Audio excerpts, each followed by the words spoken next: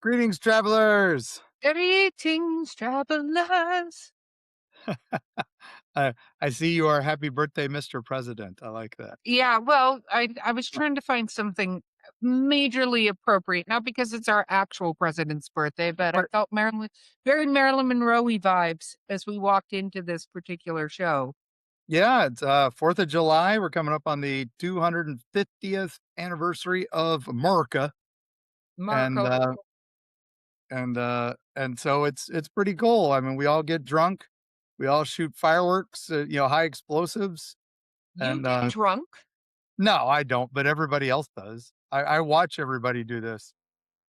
I was I like, you watch it. don't get drunk, but I No, do I know watch your it. resident ghost is back.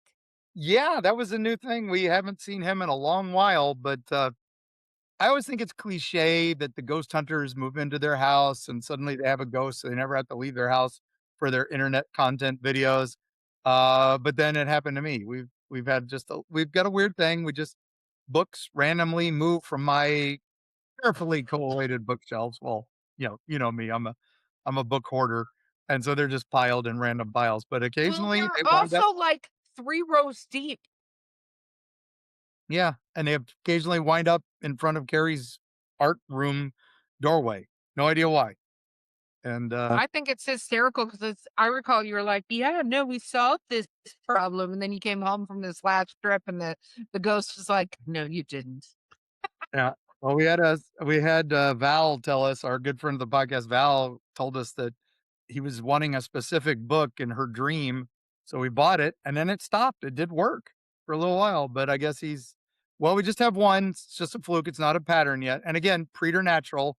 Not saying it's a ghost. I'm just saying it's something we don't understand. So Yes, could be that's could true. be a very We have talented. put a camera on it though, and what happens is 1 second there's no book, the next second there is a book. It's not like you see the book move into the thing and be set down.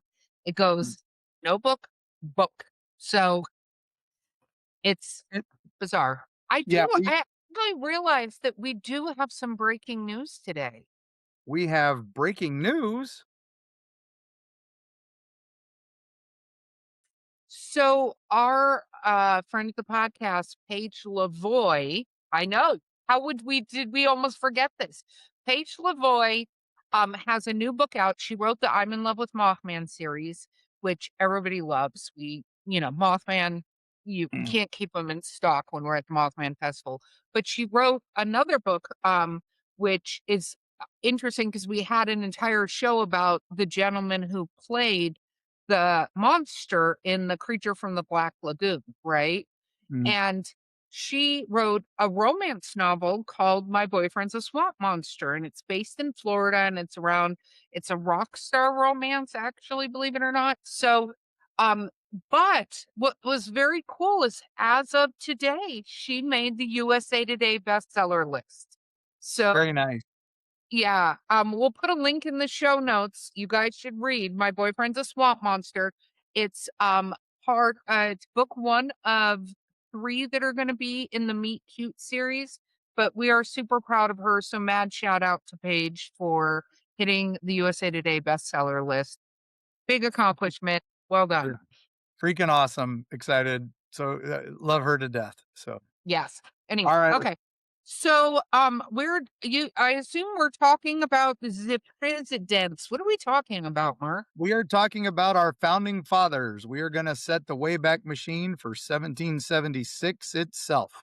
We're going back to the signing of Wow, the Declaration of Independence. So, and very cool.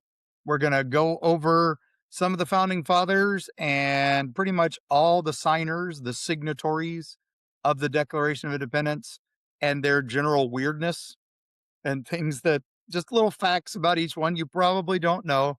Okay. Of course, we're gonna get into some of their ghosts, but the big thing we're gonna do is where you can go visit the graves of these amazing, crazy people so that founded our country.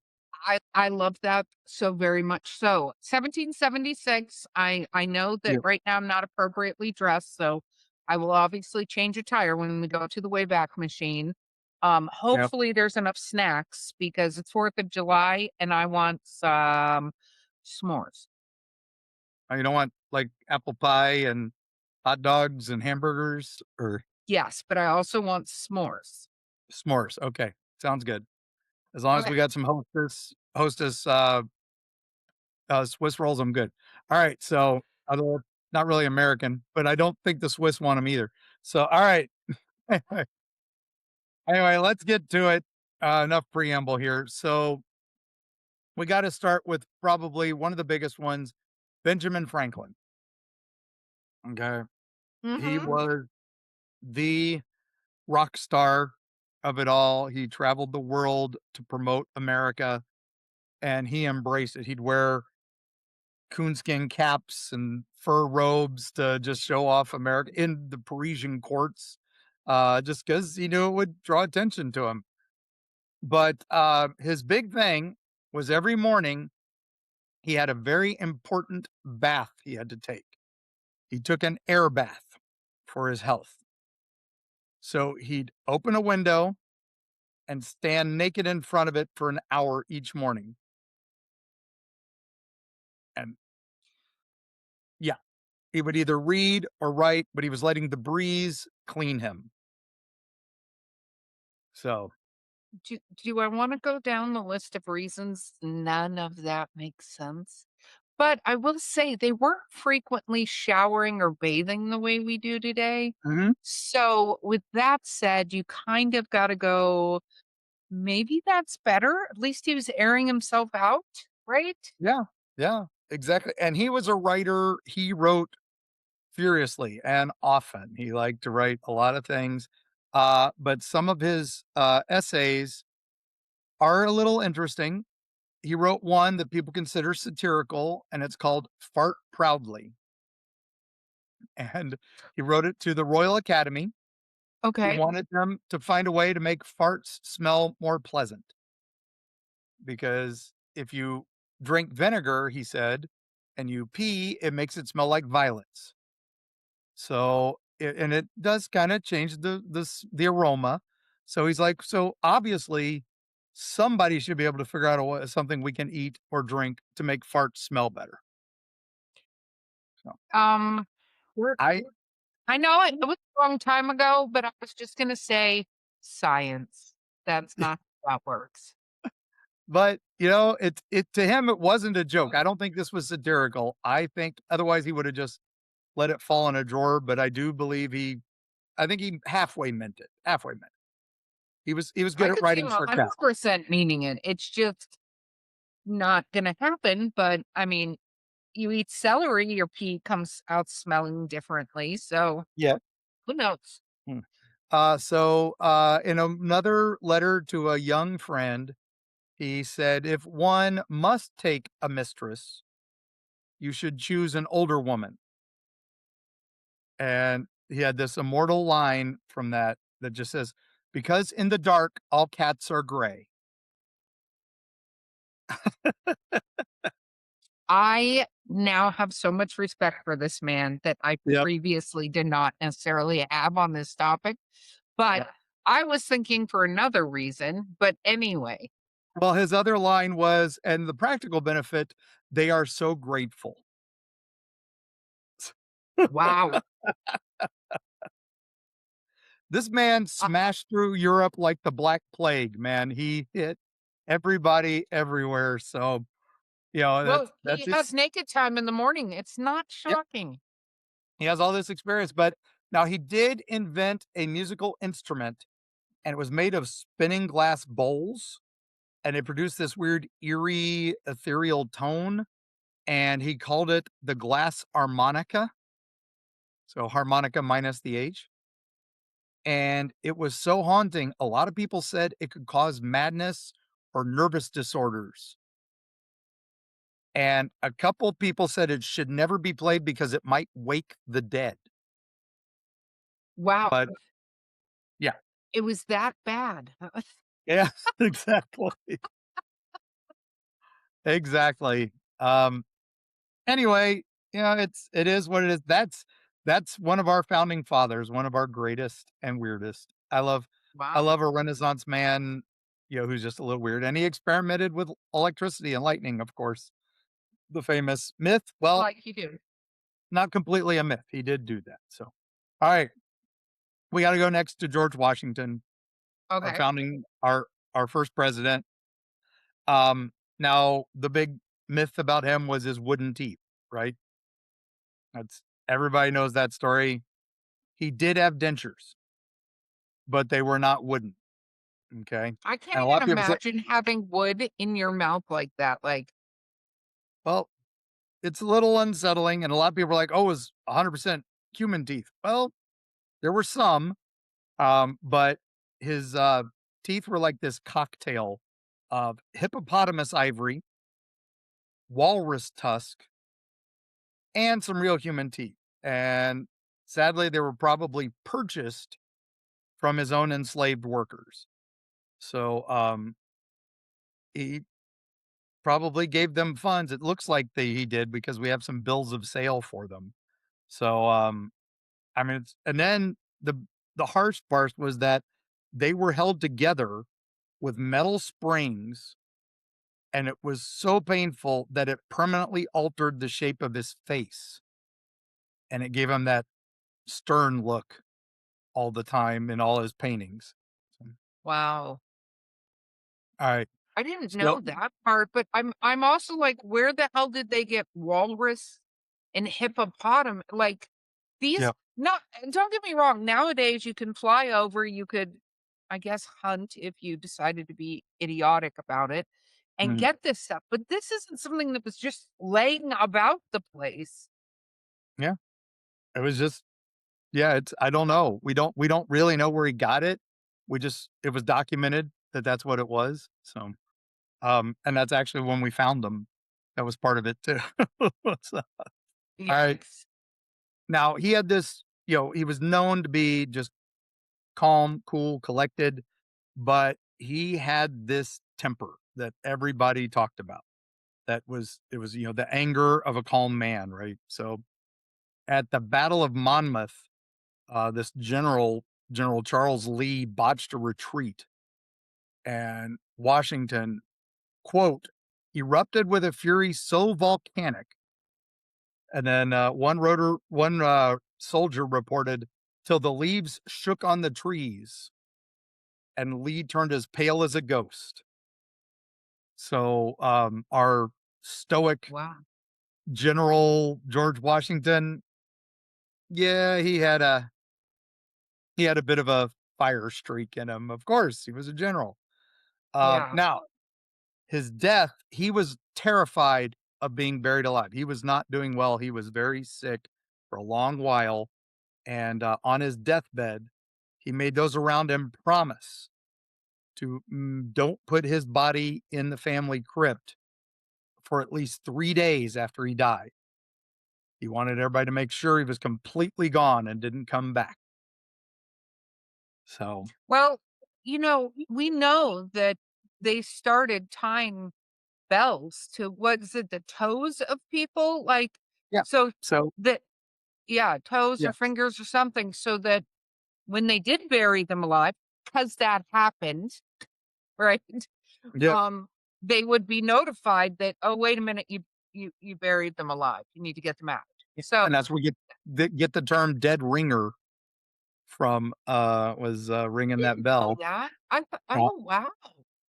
and then, supposedly, that's also where we get the term saved by the bell, because the bell would save your life.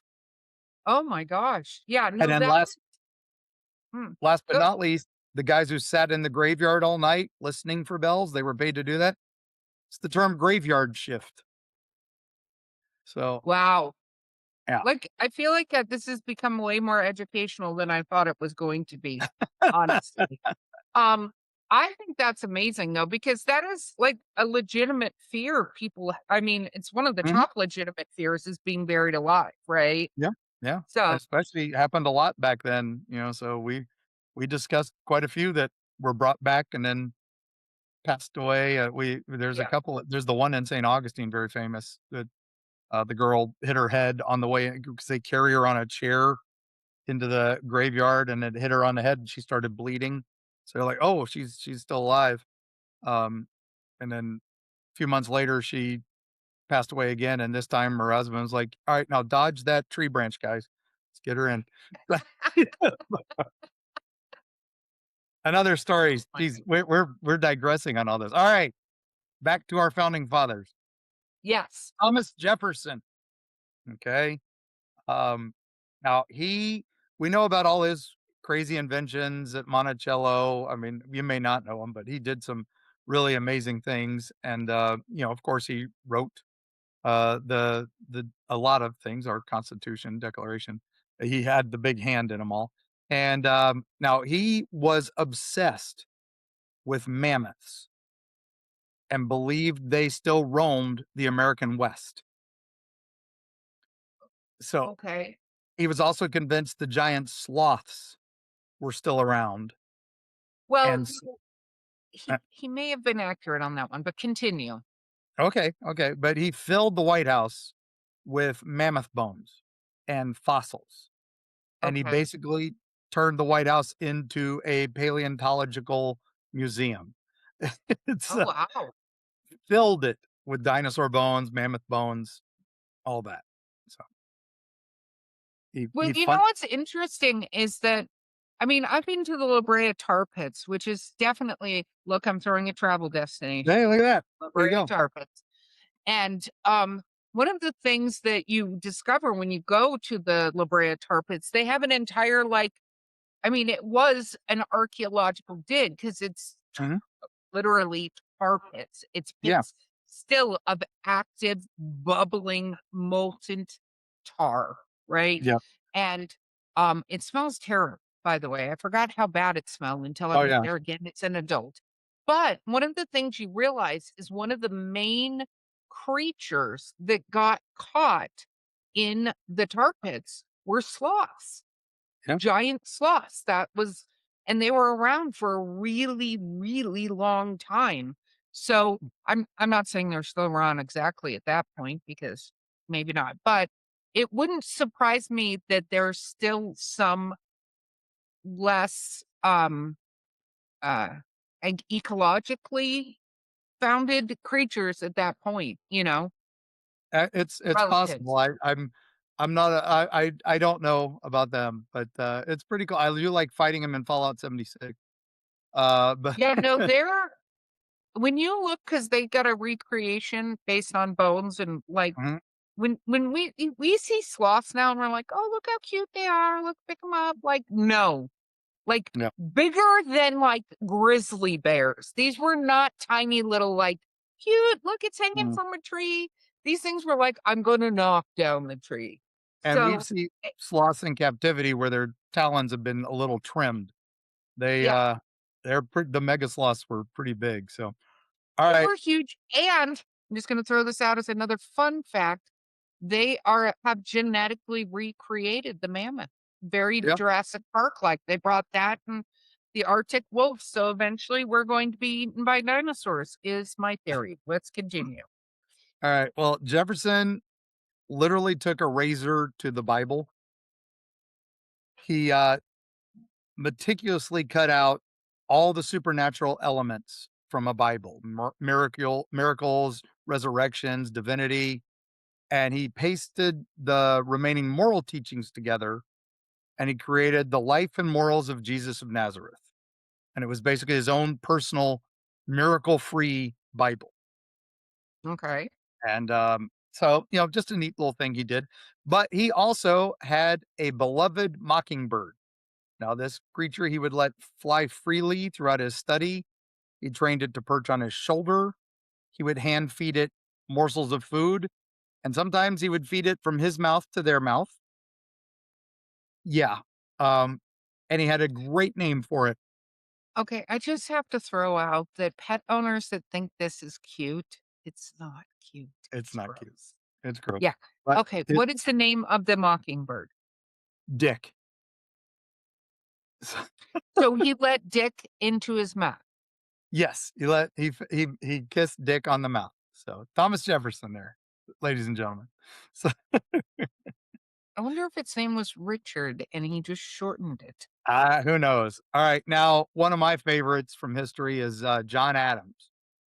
And John Adams was he was a firebrand. You know, he was the one who defended the British troops from in their prosecution of the Boston Massacre. Okay. He's like, these guys are innocent. They're being chased for reasons that we don't know. They're being prosecuted because basically they were there guarding a situation, a protest. It got heated and they fired on the crowd. Now they felt like they had to. They were being attacked by rocks and other things, so they fired on the crowd.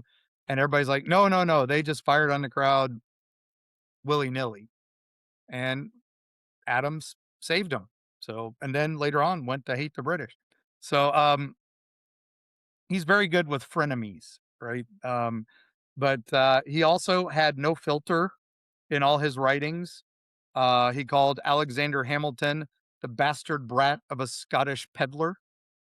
Um, and one of my Do you he ever watch Ghosts, the US version, yeah, and Higgin when he talks about yeah, Hamilton and stuff Hamilton. like Yeah, that?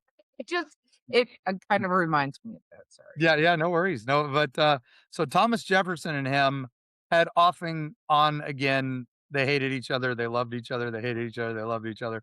You know that sort of thing. And Adams, when he died, was on July 4th, 1826.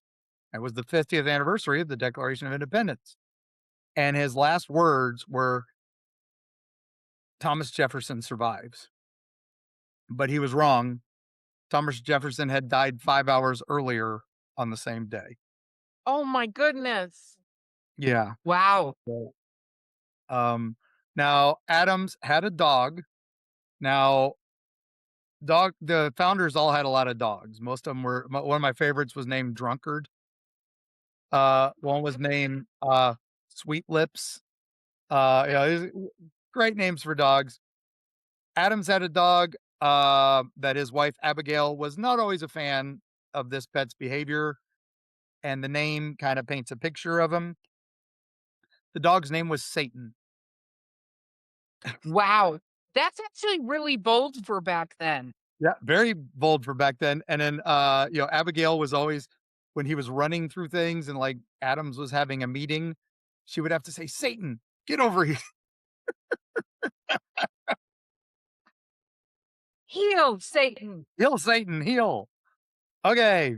So you just mentioned him. We got to bring him up. Alexander Hamilton.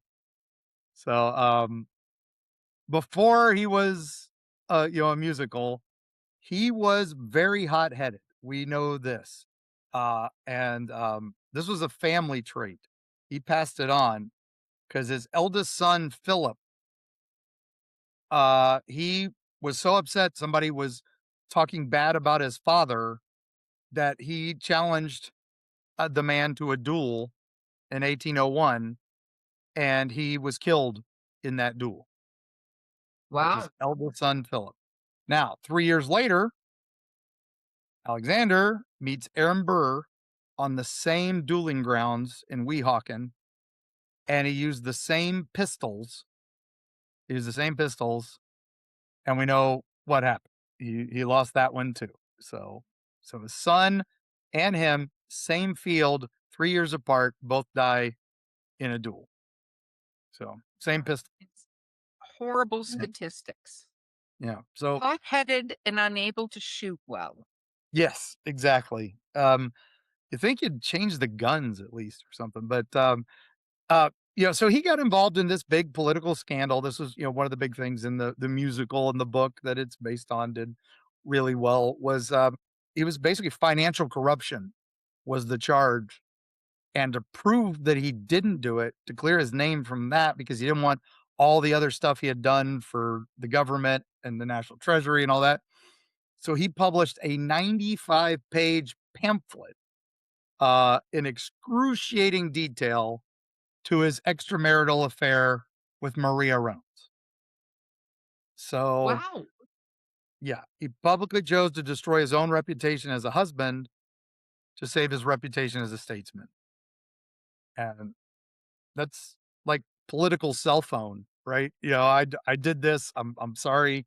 I don't think we ever had anybody else do something like that, ever. So, um, yeah, Really? yeah, right? I mean, everybody else is, "I did not do that. I am not a crook. I did not have sex with that woman." I don't know. I mean, Clinton did to He didn't say, things. he said he didn't. Remember? "I did not have sexual relations with that woman." So, if he had just said, "Hey, I'm sorry, my bad," maybe he woulda had a musical about him a little bit later. Well, he's gotta die first. I mean, Yeah, that's true. That's true too. Okay, we got all right, we got a big one here. This one, men, you might wanna skip ahead to the break because this one's pretty bad. All right, um, Governor Morris, he had a wooden leg. He was one of our signers with a peg leg, and he wrote the preamble to the Constitution. So, pretty good guy. The story was he used to tell everybody that, he was such a notorious womanizer that he had jumped from a married woman's balcony to escape the husband and shattered his leg in the fall. That that was not true. He lost it in a carriage accident, but, he never let the legend die. He let it go forth. But, now his death, he was suffering from a very severe urinary tract blockage, ugh. and he decided to cure himself. And, yeah, he found a piece of whalebone and decided to, jam it into his urethra. Yeah. So, Why would he think that would be a good idea? will cure the blockage, whatever's in there that's hurting him so bad. You So, mean the prostate swollen? yeah, maybe, but he didn't know, and the resulting infection from that, he lived from that, but the resulting infection, and he had done some internal damage, of course, that killed him. So, he died very quickly. He died from sticking a whalebone in his penis. Yes.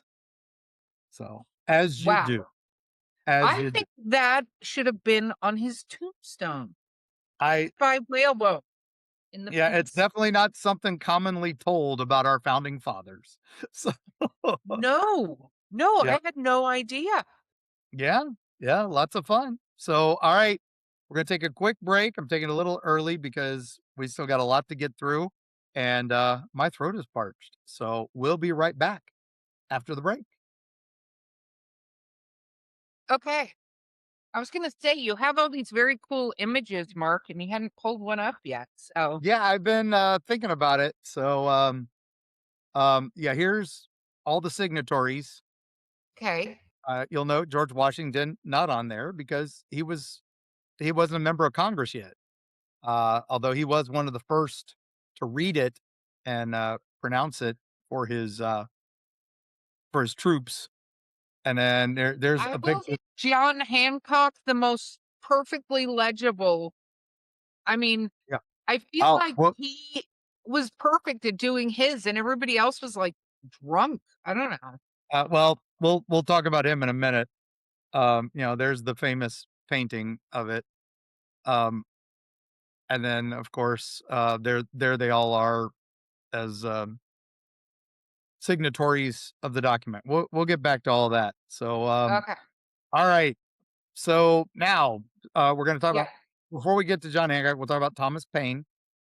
He Mhm. was also not a signatory, but he was the author of Common Sense, which was used for a lot of our founding materials, and Mhm. he died as kind of a pariah for his attacks on organized religion, and he was so only 6 people attended his funeral, and, so years later, one of his fans, this admirer, William Cobbett, dug up his remains and shipped them to England, planning this grand monument.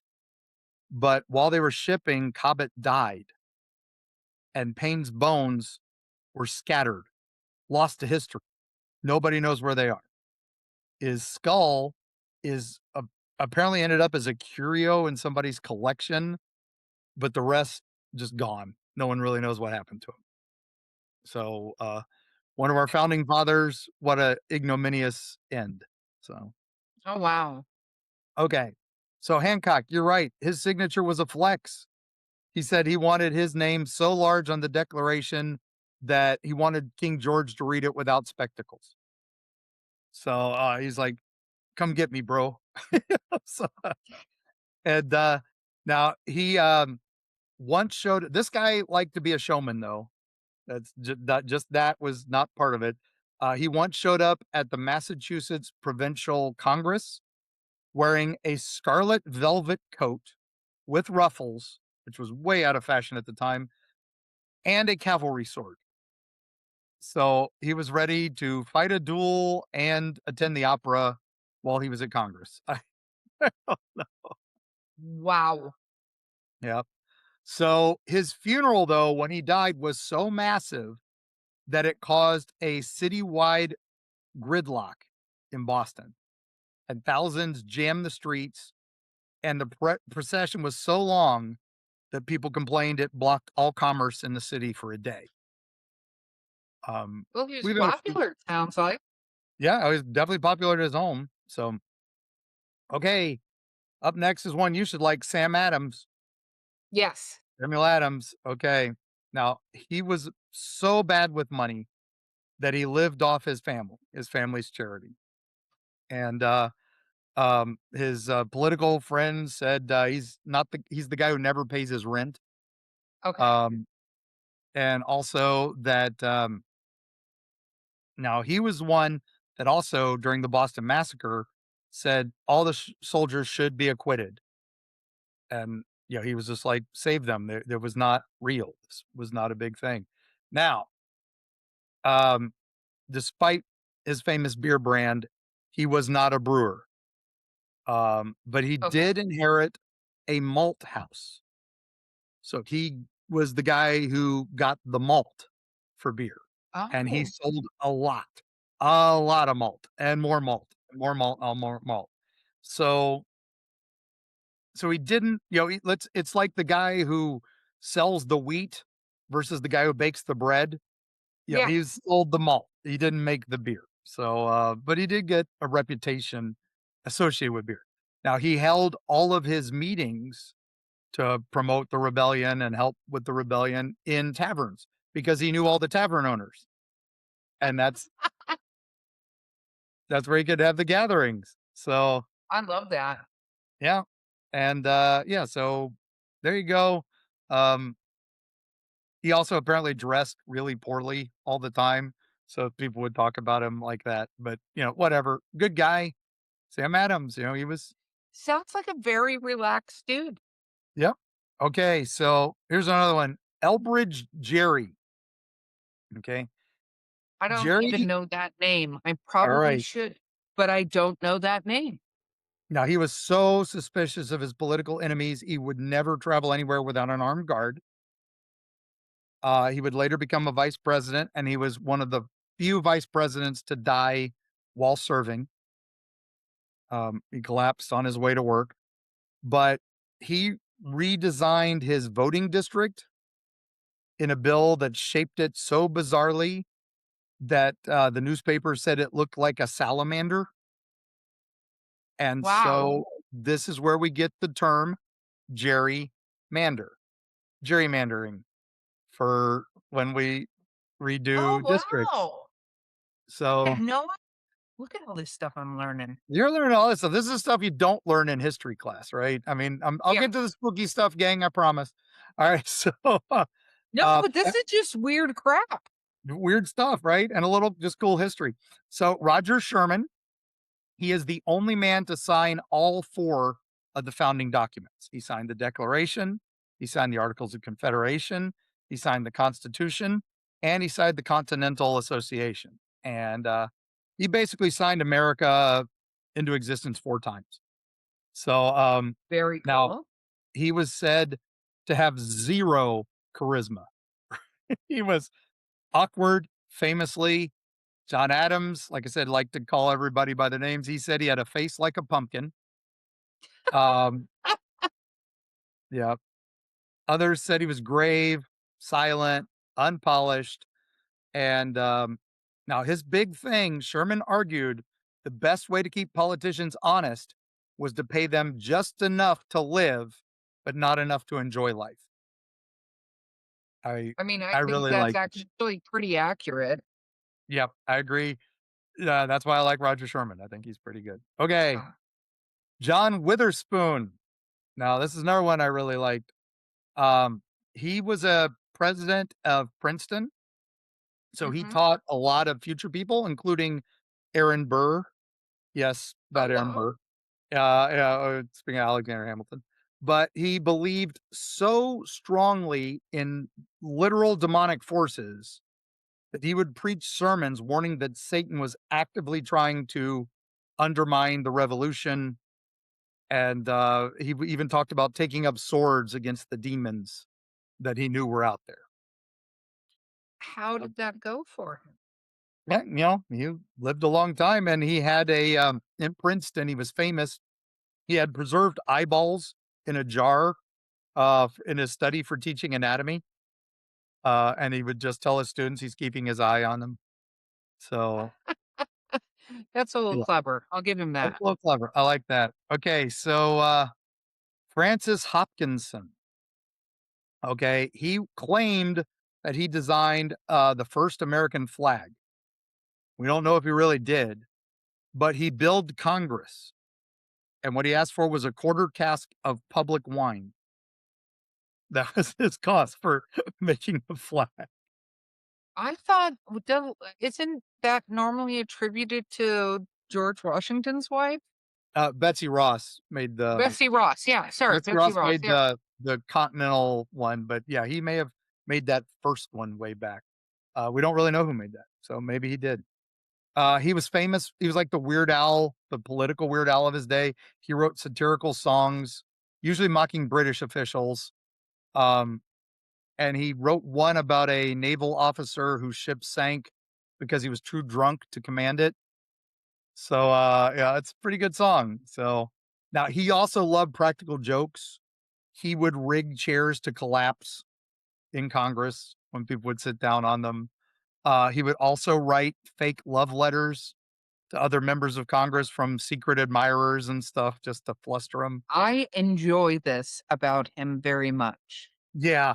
Yeah, it's yeah, just a hoot, man. That's the kind of guys I like. Man. He would have been fun to Yeah. hang out with. Yeah. Yes. No, that's I would anybody who requests wine as payment, I am 1,000% on board with. Okay. So now we're up to Button Gwinnett. Now his signature is so rare, it is usually worth more than George Washington, Ben Franklin, everybody, because he didn't sign many things. People pay hundreds of thousands of dollars for his signature on anything. Um, and he died early because he died in a duel with another political rival, a guy named Lachlan McIntosh. And they hated each other so much, it's well documented. It was going to happen. So when it did, nobody was surprised. Um, Now, the big thing, Button, his name was Button Gwinnett, was not a nickname. That was actually his name. We don't know why, but just, uh, he's I sometimes think that's referred. an adorable, cute name. Yeah, He's probably cute as a button. there you go. And he was also called the Ghost of Georgia because he was just never seen. He never did much. He didn't speak much and all that. So, okay, now the last signer that was still standing, this is the man who outlived everybody. He didn't die till 1832. It was named Charles Carroll of Carrollton. Now, that's his big claim to fame. He outlived everybody, but he was the guy who signed it, Charles Carroll of Carrollton. He's the only one to put of something in his signature. He wanted people to know which Charles Carroll he was because apparently that was a very, very common name. So, Wow. Okay. and since he outlived all the others by decades, they called him the Immortal Carroll. So, As they should. as they should. Okay, so now we've got one of the forgotten founding fathers. He wasn't a signatory, but very important. His name was Robert R. Livingston, and he didn't sign it, but he drafted it. He helped write it, but then he left before signing it. Um, Now he was also fascinated by electricity like Ben Franklin. He was inspired by Franklin, so he was working on it very, very much on electricity, but he also funded Robert Fulton's experiments in making the steamboat.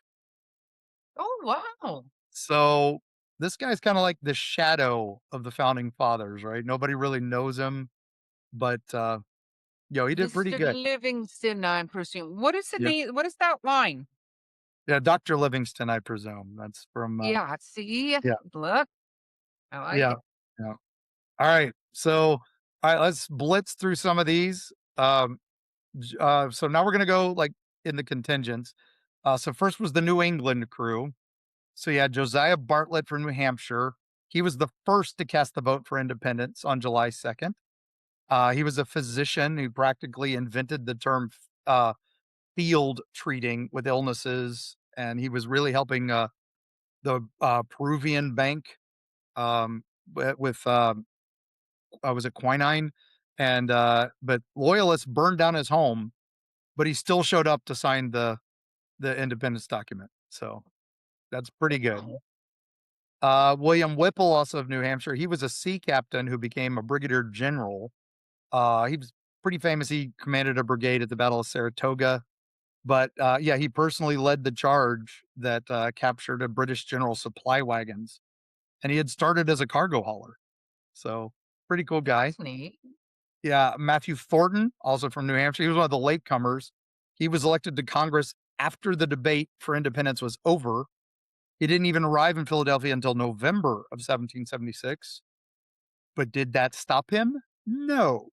He signed his name to it anyway, adding it to the very bottom right column. He just like, when you submit your report and say, when all the other people have done all the work and you're like, I still get credit for this, right?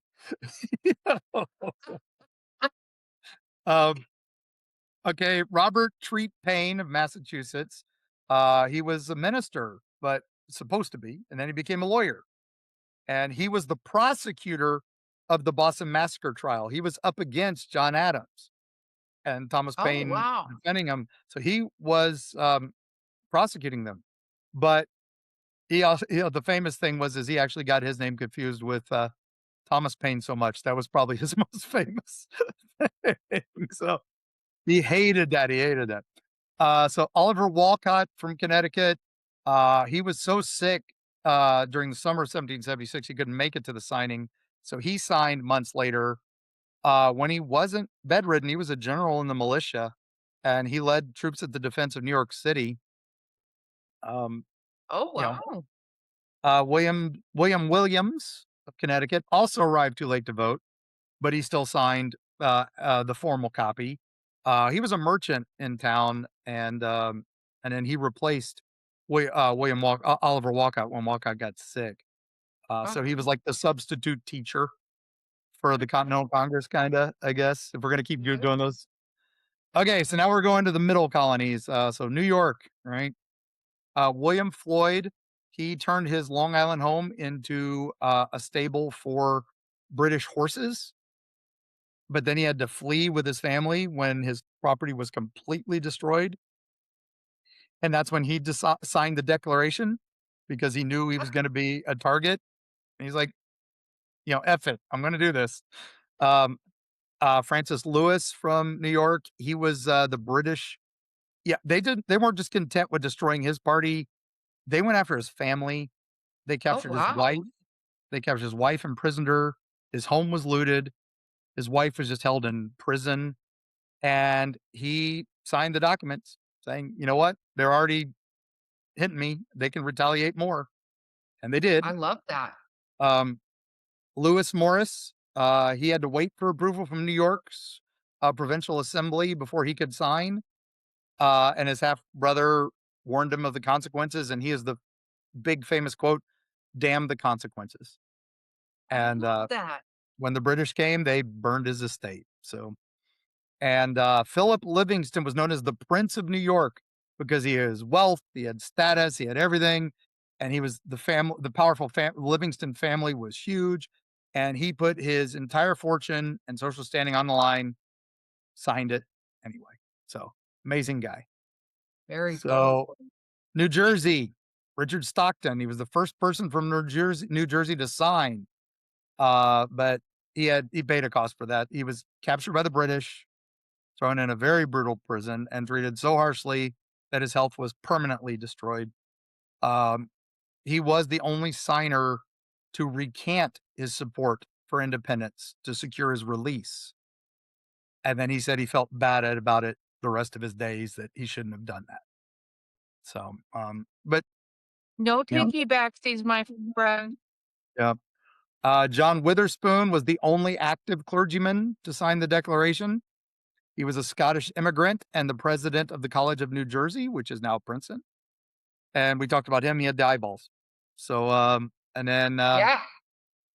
yeah, we had Francis Hopkinson. I'm just going over the state now. So, John Hart, he was a farmer who became the target when the British advanced. He fled his home and hid in a cave in New Jersey, and he slept in the wilderness while the British ransacked his farm.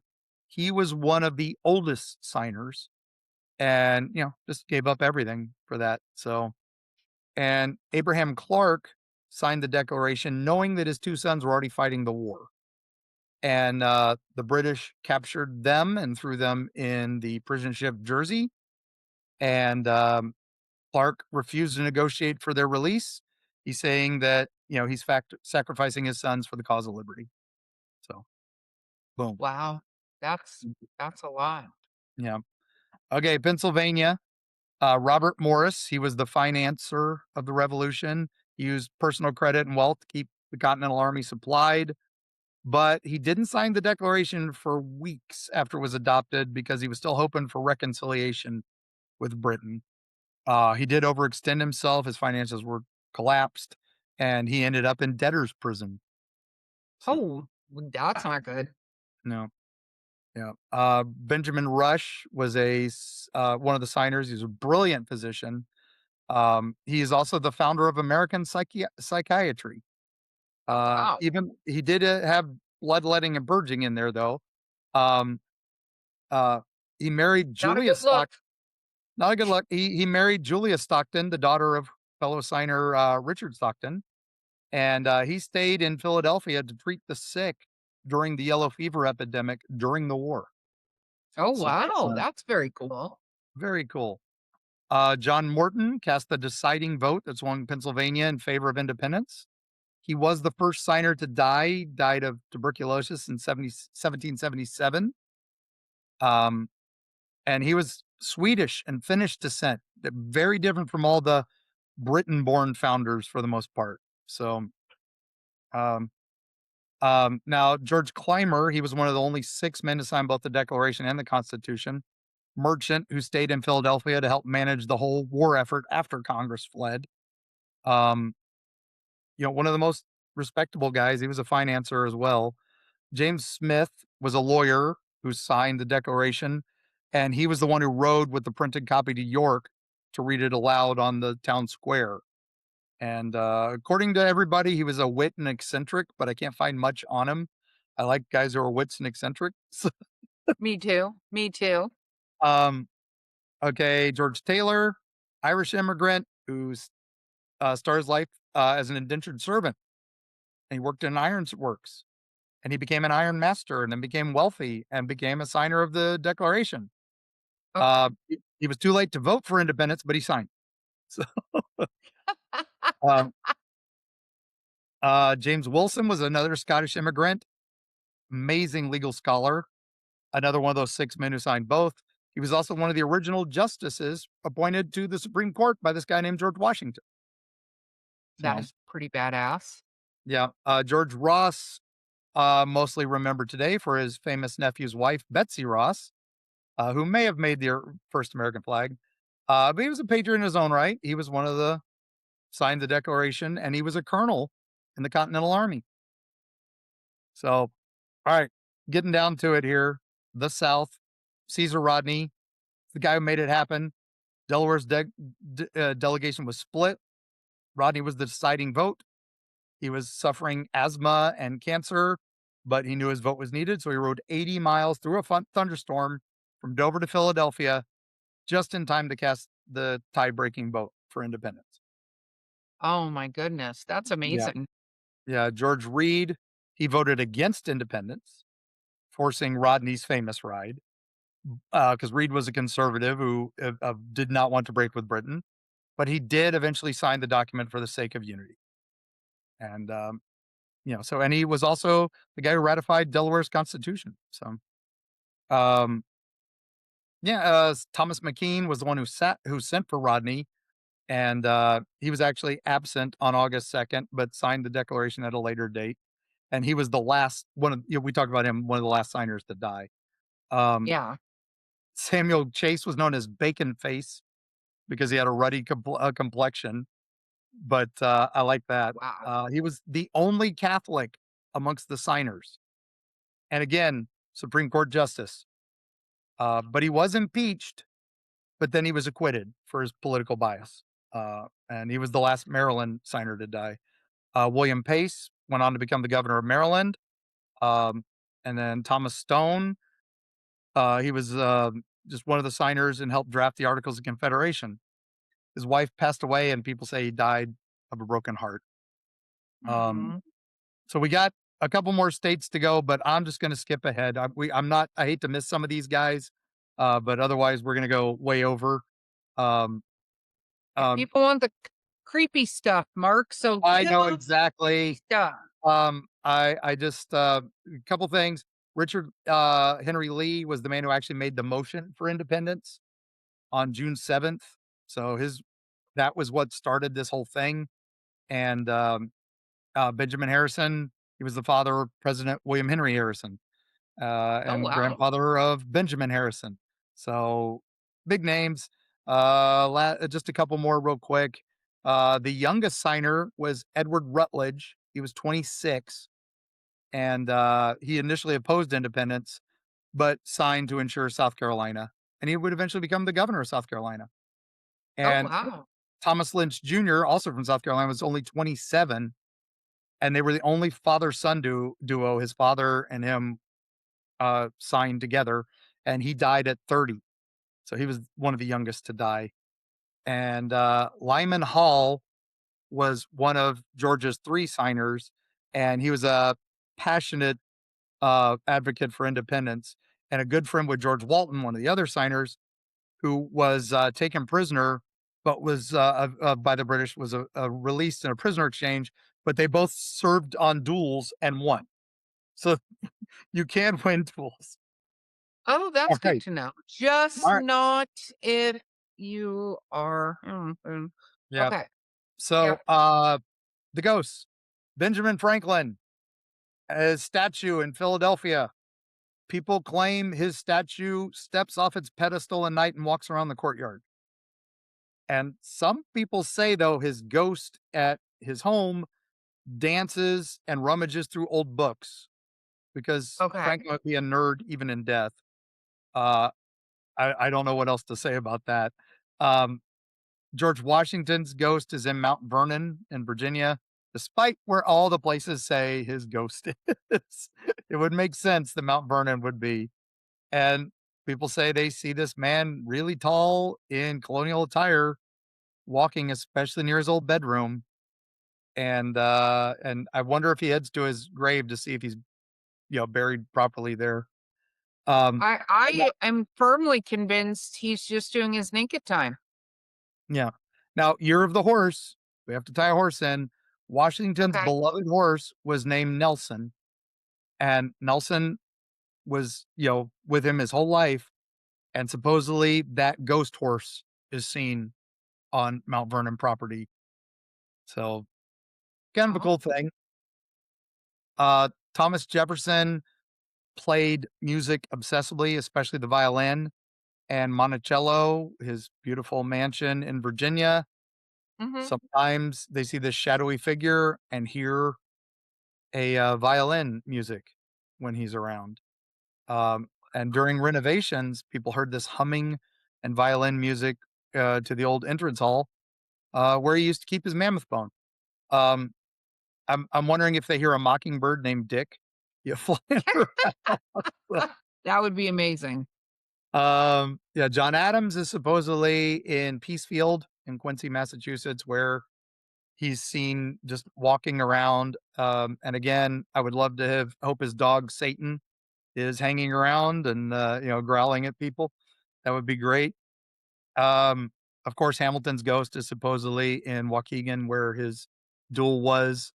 Um, but his home was in New York City at the Grange, and people sometimes say they see this figure writing, and now he was a big writer. So, Yeah. um, and my old peg leg guy, Governor Morris, uh, he's supposedly seen at Morris Hummel Mansion in New York City, and apparently they see this guy on a peg leg walking around. So no other peg leg guys in that area. So that's the major ones. For Okay. travels, real quick, we've got to go over where everybody's buried, right? Real quick. Uh, Yes. Okay. John So where is Adams, everybody buried? John Adams, United First Parish Church, Quincy, Massachusetts. Okay. Uh, Sam Adams, Granary Burial Ground in Boston, Massachusetts. You know what? I'm just gonna put these in the notes because we have Okay. one final thing to get to. I'm not gonna be able to go through all the signers. There's a lot of them. Look at There them all. are, and they're all amazing, and it Look would at them be good all. travels just to go see every single one of them. Yep, exactly. And I'm gonna put that in the notes. Okay. Up next, we got one more guy to talk about again. That's the man himself, George Washington, right? Mhm. Okay. So 1785. We're going a little further over to Europe, Bavaria. There was Okay. the Bavarian Illuminati. You always hear about the Illuminati. This was the real Yeah. deal. Okay, this is what Oh, started it all. So their founder, Adam Weishaupt, okay, he was chased out of Europe. They were gonna kill him. They were gonna do all these things. So he just kind of disappears into history at this point, 1785. okay. The theory goes that he didn't disappear. He Oh, fled and he crossed the ocean and he came to America. Now, once he arrived, he didn't just infiltrate America, right? He's like, I'm not going to mhm. do this. I'm going to the top. So supposedly, he murdered George Washington and took his place. And here's Adam Weishaupt coming. Hold on. Wow. Wait, there's Adam Weishaupt. Okay. Okay. And he has that jaw and the hair. And then George Washington. So the later George Washington pictures, they say, oh, it's because of his teeth, why his jaw is a little more pronounced in those later pictures. Some people say it's because Adam Weishaupt. And Yeah. now he was the founding father of the Illuminati. Now he's also maybe the founding father of US. Okay, so quick evidence here. We've got some evidence Okay. about the Illuminati taking over America. So, first, the all seeing eye, right? The Mhm. floating eye inside the glowing triangle, perched above the unfinished pyramid. And it was divine providence, but it's also the Illuminati logo. So, Oh, yeah, Weishaupt, that's true. yeah, Weishaupt used it for uh, surveillance, enlightenment, and control. And America doesn't have pyramids, so we don't No, have that's true. pharaohs. So, but the Illuminati and the Freemasons, they adore Egypt. They worship geometry. They believed ancient artifacts encode cosmic truths. So, New American Republic, ruled by Weishaupt, would he stamp a giant mystical triangle on our currency? Then there's the Latin mottos: Annuit Capitis and Novus Ordo Sectorum. So normal people, divine favor for a new era. But for Wow. us, Illuminati mission statements, a new order, blessed undertaking, secret society is thriving. So now we got to throw That's some just Freemason fire. We're going to throw some Freemason gasoline on the fire. You ready for this? I think so. George Washington, Mason. Ben Franklin, Mason. Paul Revere, Mason. James Monroe, Mason. They are the cornerstones. Masonic rituals. They consecrated the federal buildings. They marched in Masonic parades. So when the Great Seal is made, suddenly appears on the dollar bill in 1935 under the watch of FDR, another Mason. Yeah, it's it's a secret brotherhood controlling the nation from the shadows. If I get killed here, this is what it is. And Or it's X. So just throwing again, that out there. so yeah, so the Illuminati panic of 1790 stirred into the pot. We got it. So Weishaupt became Washington. Founders were Masons. Symbol is there. Money's Masonic. Maybe we're not a republic, but maybe it was a lodge. We're just this grand experiment in enlightenment mysticism. But take a breath. Here's the part the conspiracy theorists don't want you to know. The Weishaupt Washington swap could not have happened. Never happened. Washington's life is documented so down to the minute, even his dinner menus. And Weishaupt never set foot in America.